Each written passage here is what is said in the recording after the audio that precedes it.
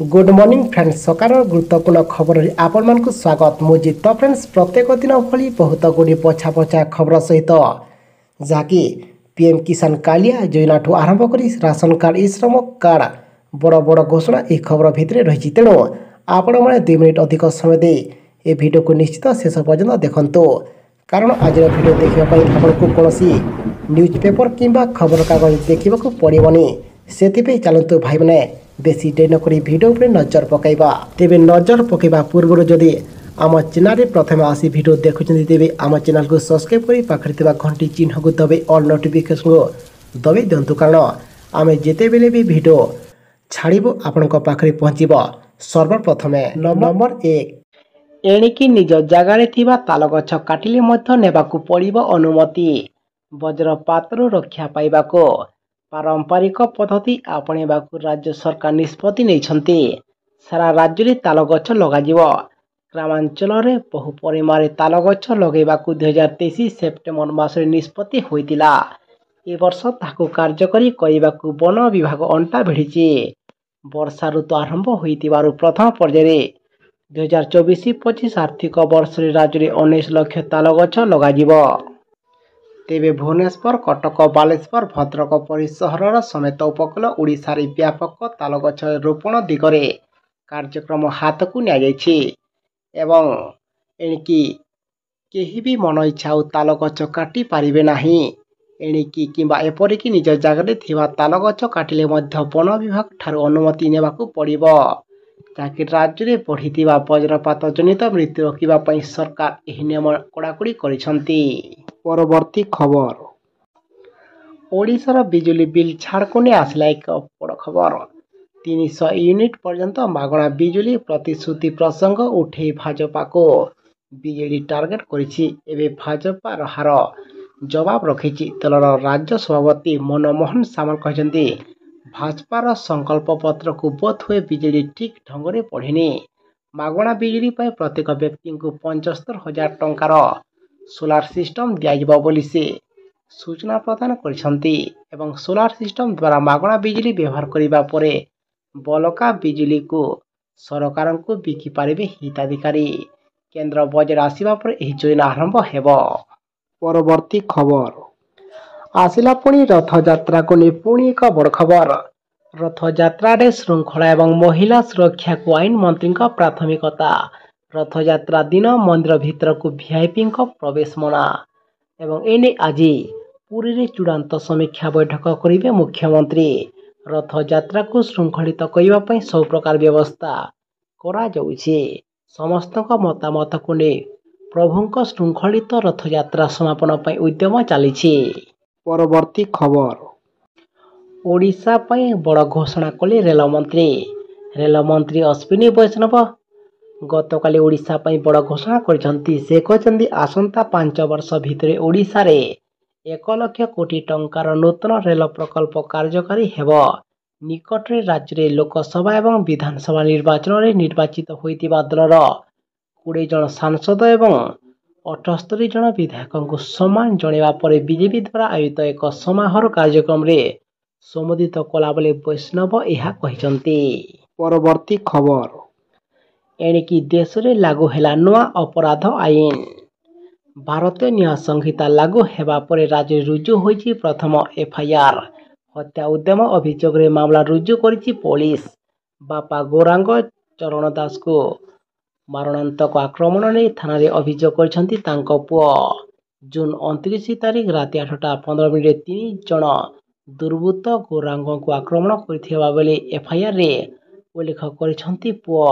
परवर्ती खबर समस्त भूमिहीन लोकंक पई आसिला बे खुशी खबर मुख्यमंत्री अभियोग प्रकोष्ठ रे प्रथम शुणाणी करिसंती मुख्यमंत्री मोहन माझी प्रथमे केन्दुझर आनंदपुर आसीतिबा व्यक्ति अभियोग शुणिले मोहन प्रथम शुणाणी रे अभियोग ने आसीतिबा भूमिहीन व्यक्ति को जगह देबाको अधिकार को निर्देश दैछंती मुख्यमंत्री अभियोग शुणिबा परे उक्त व्यक्ति कहते भूमिहीन होइतिबारो दीर्घ दिन धरी जमी पाइबाकू जिलापाल ऑफिस को धाइथिले किंतु केही मो कथा शुणी नथिले किंतु एबे मुख्यमंत्री को भेटी से अभियोग जणाइछंती।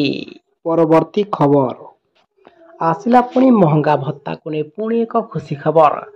ସରକାର ଗତକାଲି ରାଜ୍ୟ କର୍ମଚାରୀଙ୍କ ମହଙ୍ଗା ଭତ୍ତାରେ 16% ବୃଦ୍ଧି ଘୋଷଣା କରିଛନ୍ତି।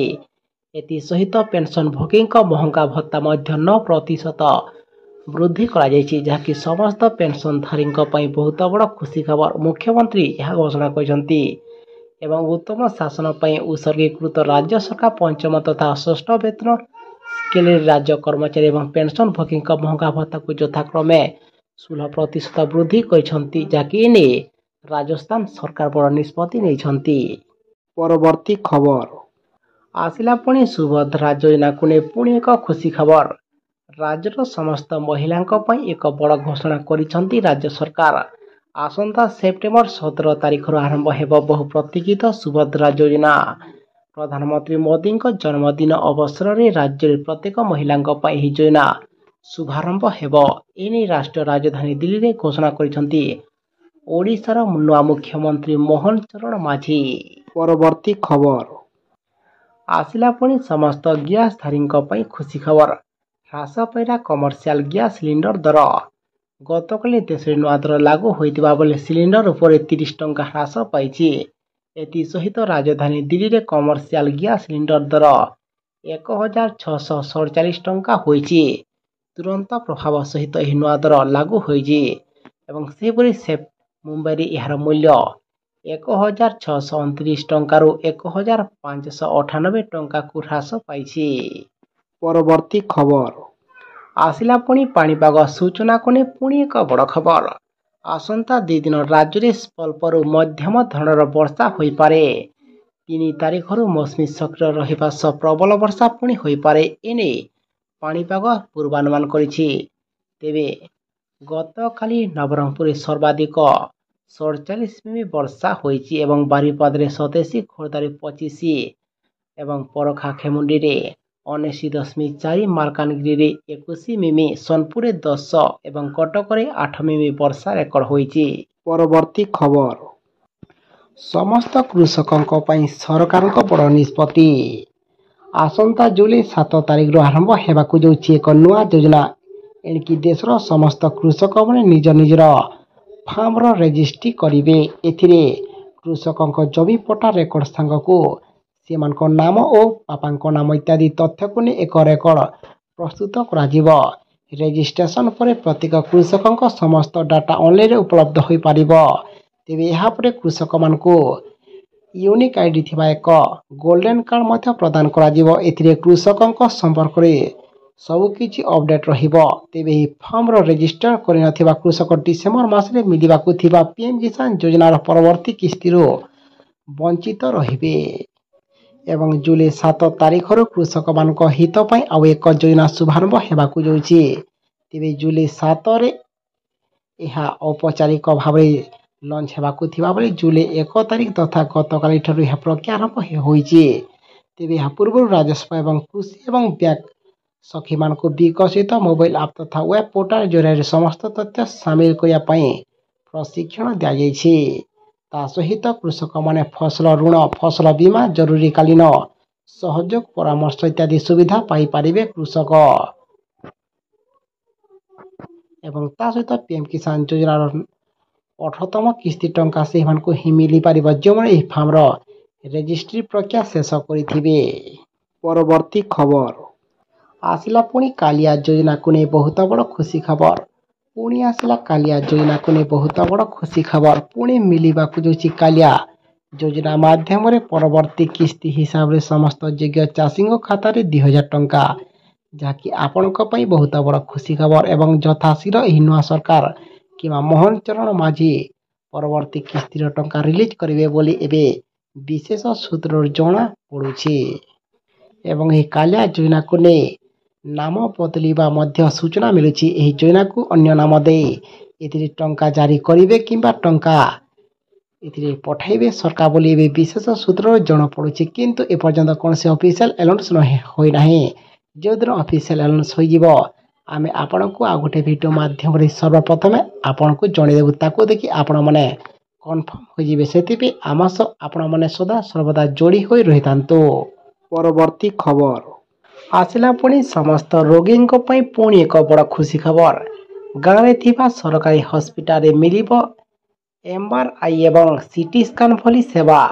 ସାଧାରଣ ଲୋକ କିଭଳି ଦୂରଦୂରାନ୍ତରୁ ନଯାଇ ସ୍ଥାନୀୟ ଅଞ୍ଚଳରେ ସରକାରୀ ଡାକ୍ତରଖାନାରେ ଡାୟାଲିସିସ୍ ଏବଂ ସିଟି ସ୍କାନ୍ ଭଳି ସେବା ପାଇପାରିବେ, ସେଥିପାଇଁ ରାଜ୍ୟ ସରକାର ପ୍ରୟାସ କରିଛନ୍ତି।